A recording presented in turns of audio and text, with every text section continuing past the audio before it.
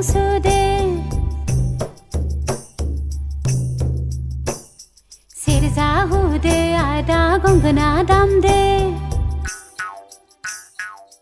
लोगोफोर दिनैनि बे गोदान मोनसे सर्ट आपडेट भिडिअआवहाय गिबियावनो नोंथांमोनखौ गासैखौ बरायनो थालायबाय लोगोफोर लानानै फैलायबाय आं नोंथांमोननि सिगाङाव बर'नि मोननै गोदानै फैनो गोनां मिउजिक भिडिअफोरनि सायाव सुंद' आपडेट लानानै नोंथांमोना बे मिउजिक भिडिअफोरा मा आरो सोर सोरनि फाव खालामनायखौ नुनो मोनगोन आरो बबे चेनेलाव नुनो मोनगोन बेफोरनि बागै आबुङै मिथिनो थाखाय भिडिअखौ जोबजासिम नायलांदो गिबियावनो दङ गंगोना मिउजिक प्रडाक्शन बेनारनिफ्राय गोदान मोनसे बैसागु मिउजिक भिडिअ फैनो थांगासिनो दङ दे लोगोफोर आरो बे मिउजिक भिडिअनि मुङानो जादों हाबाब आदामोन आरो बे मिउजिक भिडिअआवनो फाव खालामनायखौ नुनो मोनगोन ताजिम नार्जारी लोगोसे स्वीey नार्जारी बिथांमोनखौ मेथाइखौ रोजाबदों पुर्णिमा बसुमतारी बिथाङा आरो बे मिउजिक भिडिअनि डाइरेक्शन एन्ड करियोग्राफखौ खालामदों लक्ष्मी ब्रह्म बिथाङा डिअपिखौ खालामदों सान बर' बिथाङा आरो मेकआपखौ खालामदों पुजा मेकआप आर्टिस्टआ लोगोफोर बे गोदानै फैनो गोनां हाबाब आदामोन मिउजिक भिडिअखौ नुनो मोनगोन जोङो गंगोना मिउजिक प्रडाक्शन इउटुब चेनेलाव दा नोंथांमोना बे मिउजिक भिडिअखौ सोर सोर नायनो थाखाय एक्साइटेड जाखो कमेन्टनि गेजेरजों बुंहरोब्लानो जाबाय